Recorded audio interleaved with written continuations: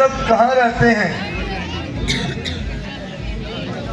मुनिराज वशिष्ठ के व राजकुमार भरत के चरणों में दास का परिणाम स्वीकार करें। गुरु जी, इनका शुभ नाम क्या है और इन्होंने मुझे कैसे पहचाना? ये राजा गोनशाद नीलों के सरदार हैं और श्री रामचंद्र जी के सखा हैं। रात भर इन्होंने आपके भाई को अपने पास रखा है।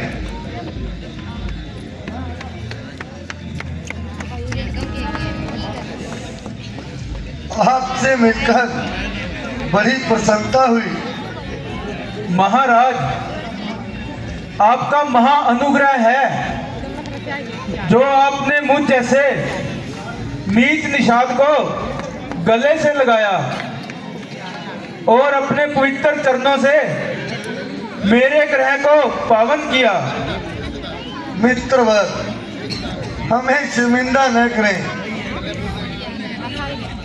आप इतनी सेना लेकर यहाँ आए हैं, अगर किसी से झगड़ा तकरार है तो सेवक को आज्ञा करें, क्योंकि भील सेना को मेरे हुक्म का इंतजार है। मेरा तो श्री रामचंद्र जी को वापस लाने का विचार है।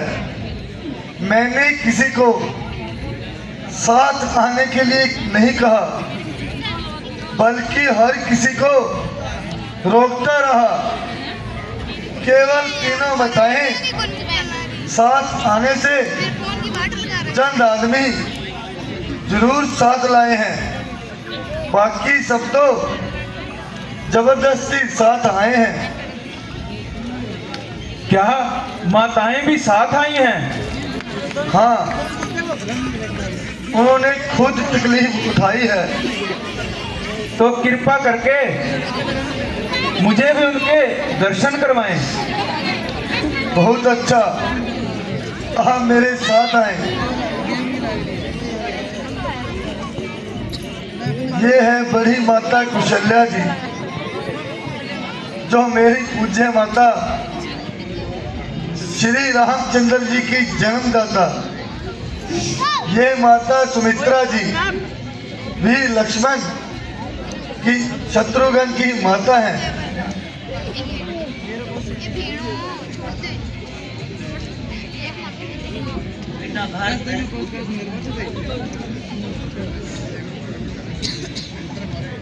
ये कौन है जिन्होंने हमें नमस्कार किया?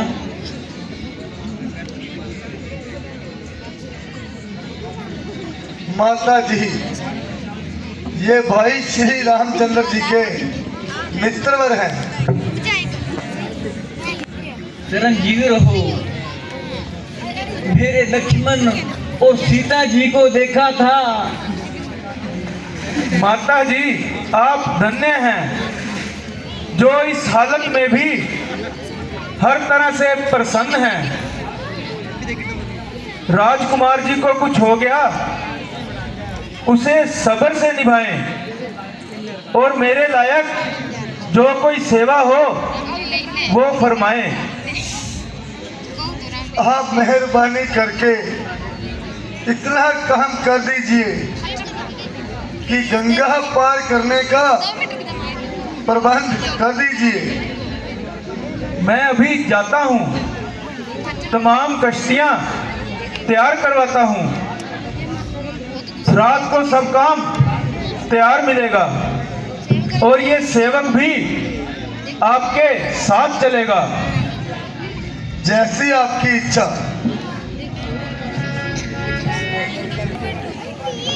चित्रकूट की तो शोभा ही निराली है।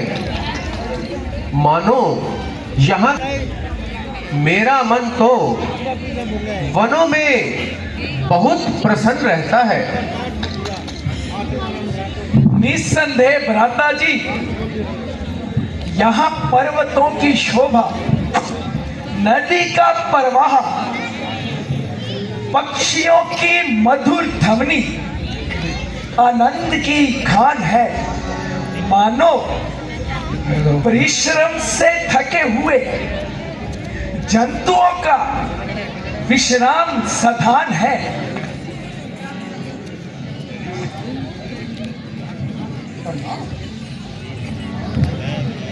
निषाद राज का सेवक हूँ और आपके नाम संदेश लाया हूँ।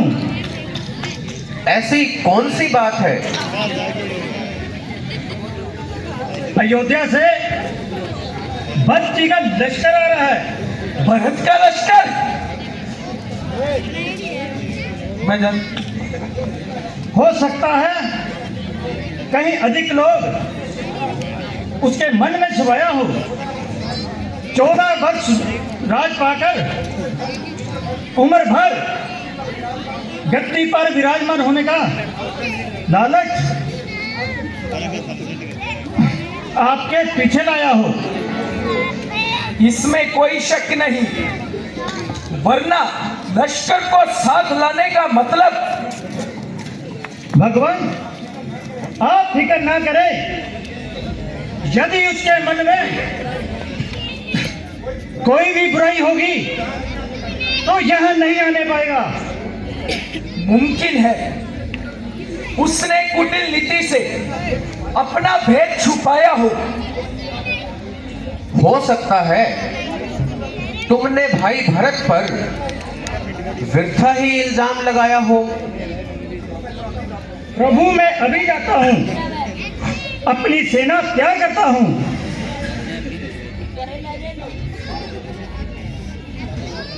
वास्तव में उनके मनोभाव जानने से पहले उन्हें कलंकित ठहराना उचित नहीं। माता जी, उनके मनोभाव ये है कि साथ साथ लश्कर का भी इंतजाम है। मन में यदि द्वेष नहीं, यह फौज का क्या काम है? आखिर भरत किसका पुत्र है? उस ककई का। हो सकता है उसने पट्टी पढ़ाई हो, अकेला समझकर सेना चढ़ाई हो। समझ रखा है उसने कि ये जंगल में अकेला है, जो लाया साथ में लश्कर को। इसमें कोई झमेला है, मगर मैं यहाँ पर खून की नदियां बहा दूंगा। भारत और उसकी लश्कर की यहाँ धजियां उड़ा दूंगा। लक्ष्मण, जरा शांत स्वभाव से सोचो। अगर ऐसा होता तो भी वो अपने स्थान पर निर्दोष है। हमने पिता की आज्ञा का सत्कार किया और वन में आना स्वीकार किया। अगर वह अपनी माता की आज्ञा का पालन करता है तो इसमें क्या बुरा है? दया निधान, ये आपकी दया का ही परिणाम है। राज सिंहासन पर बैठने वाली मूर्ति आज शिला पर विराजमान है। क्या सबका हृदय आपके समान है? अवश्य उसे तहा उमर राज करने की धुन यहाँ लाई हो। खैर परवाह नहीं, यहाँ आने तो दो बस। आज उसे जिंदा ना छोड़ूंगा कि नेवले की तरह सापिन के बच्चे को झिझोड़ूंगा। भला है द्वेष जिस सर पर, कसम है उसको तोड़ूंगा। मैं काटूंगा तलवार से, मुट्ठों से उसको फोड़ूंगा। बड़ा पगला भगत है वो, बोला भी फेंककर भी अब नहीं बचेगा, चाहे आकर बचे शंकर भी। लक्ष्मण, शांत रहो। मुझे क्षमा करें, मैं आपके सामने बोलता हूँ, परंतु क्या करूं? रघुवंश का अंश, भाई का सेवक, हाथ में धनुष और बाण, और फिर भरत का दोष। इसमें से एक भी ऐसी बात नहीं जो मुझे शांत कर सके। खून की नदियां बहेगी तीर और तलवार से। खून ऊपर से खून टपके हर तरह दीवार से, खून की वो सारी दुनिया, कुल जाओ खून का, ये जमी हो खून की और आसमां हो खून का। भाई लक्ष्मण, मुझे तो भरत के रोने की आवाज आ रही है। भैया राम, भैया राम,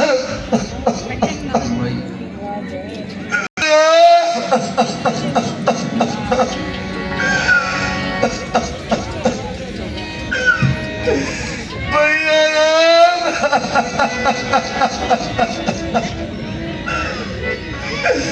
भैया राम,